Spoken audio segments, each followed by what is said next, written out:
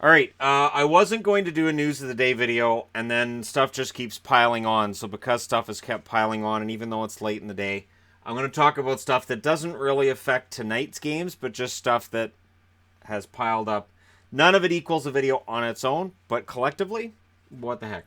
3 stars of the month: Nikita Kucherov, Connor McDavid, Johnny Gaudreau. Of course, Tampa's been fantastic. They didn't lose a single game in regulation for the month. They're at 64 points. They're an intimidating bunch right now. Johnny Gaudreau on the Flames, one of the hottest teams in the league for this part of the year, and they're number one in the West. And Connor McDavid, who plays for the Oilers, who have backed their way out of the playoffs, even though McDavid's had an amazing month.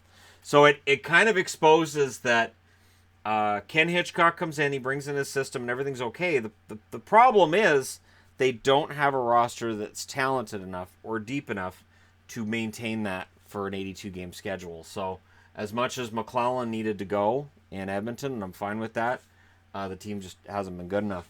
Ovechkin's sitting out, which is a curiosity to me because this means a suspension from the NHL unless a doctor says, yeah, he's injured, and that's why he has to sit out. Players have done that before where it's, I've got an injured shoulder, injured knee, whatever, and so the NHL goes fine. But it kind of exposes how much players don't really care so much about the All-Star game. And this isn't a new thing. It's not like the NHL All-Star game was really, really important in the 80s and now it isn't. It's just not a big deal. This is why you don't see hitting. You don't see guys going out there making the best effort defensively. Goaltenders are passive on a lot of these shots, and you end up seeing scores of 13-9 and 14-10. Yes, occasionally you see the exciting 3-on-3 style like with John Scott's All-Star game, but without John Scott in that All-Star game, we don't talk about it. It's not going to be a big deal. Nobody's going to care. It's because John Scott was voted in, and because that made the NHL All-Star game mean something to the fans, and because we cared, the NHL changed the rules of voting so we can never do it again. Do not inject fun into the All-Star game. And Ovechkin's saying the All-Star game's so much fun he's going to sit at home and he's not going to play in it. Which means suspension if it's not for health reasons, which is the equivalent of calling into work on a Friday and saying I'm not coming in today, and then them saying, well, then don't bother coming in on Monday, come back on Tuesday, and going, seriously? Okay, all right. Patterson's Rookie of the Month, Vancouver Canucks rookie. That's 2 months out of 3 now for him. He is putting up intimidating totals. I believe it's 19 goals, 20 assists so far, 39 points. He's playing very, very well on a team that, honestly, without him, I think would be scraping the bottom of the barrel in the league. Carey Price plays for Montreal.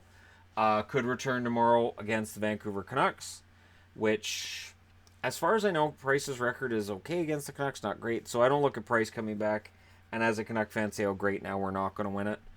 I don't look at it the other way around either. I don't say, oh, well, now we'll win. As long as it's not Niemi.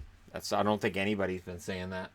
Riddick's day-to-day with the Flames goaltender sideline. John Gillies has been called up. I do not anticipate Gillies playing a minute. I would anticipate that Mike Smith will play every minute until the return of David Riddick.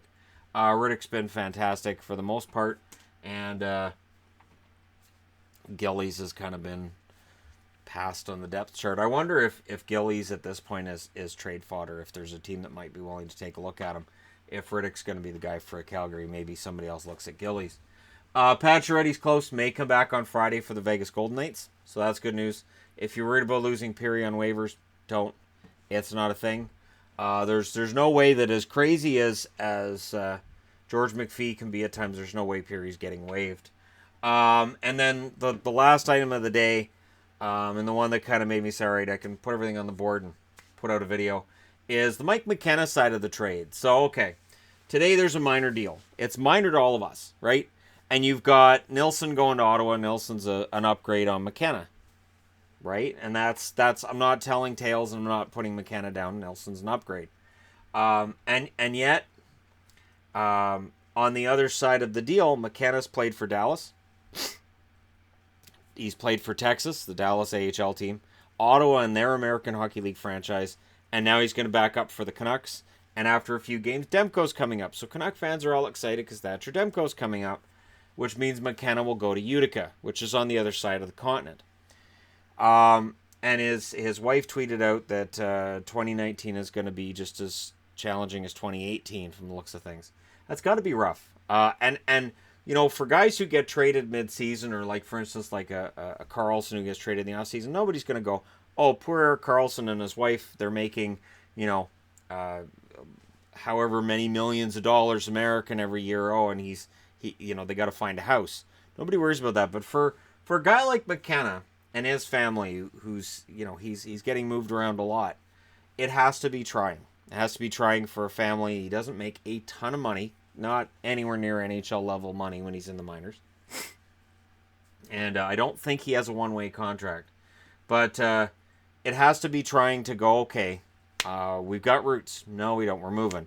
Okay, so if Ottawa, no, we're moving again. So, and Vancouver, it's not a matter of them saying, oh, we trust McKenna. It's, well, we need somebody to take Bachman's place. McKenna can take Bachman's place, and Demko's going to come up to the team. So, as excited as Canuck fans are today, there's that other side of the trade. And it is this that interests me more than a lot of the other stuff, because we don't really talk about it. Because, again, people are going to say, well, you know, they're professional athletes. That's part of the job. Yeah, but this is a lot of moving for one family. There's a lot of moving. And it's got to be trying for him. He's already changed his Twitter, so it shows Canucks on there instead of Senators. So he's on board with the deal. But on some level, he has to feel kind of like he's bouncing from organization to organization. And then there's always the possibility, let's just say the Canucks waive him, and then Philly goes, well, we could use another goalie, and he ends up in Philly by the end of the week. Like, and I'm just using them as an example. But, you know, this is the reality with the journeyman thing. And it would be interesting to have a discussion with, you know, families of people who've gone through this, and that side of things that we don't talk about. Like, you know, your kid's school, where you're going to live, you know, everything else, all your costs, your moving costs, all that stuff that we don't really think about. And then, of course, there are instances where a family will be planted in one location and a player will just play everywhere else. Famously, of course, Luongo's wife played in Florida. There were certain Canuck fans that didn't like the fact she still lived in Florida, that felt she should live in Vancouver. And, oh yeah, of course, Luongo wants to go to Florida because his wife's there. But I totally understood the wife's perspective, too. She has, you know, her and the family are situated there. This is an area she knows. She has her safety net in place for her kids and for herself. And I understood it from Roberto's point of view, too, that he wanted to play right near where his family lives. So it is one of those aspects of sports that we don't really talk about a whole lot. And I thought I might as well touch on in this. So there you go. Hopefully this all works out. Hopefully this is Mike McKenna's last deal of the year. And hopefully Utica works out well for him.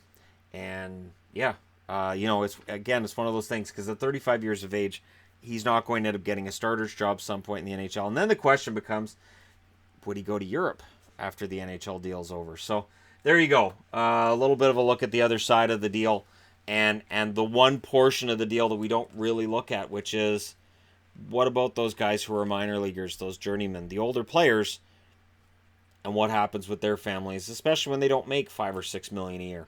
Let me know your thoughts in the comments section below. As always, don't forget to hit like and subscribe. If you're browsing your way through, you just tap it upon this video. Thank you guys so much for watching.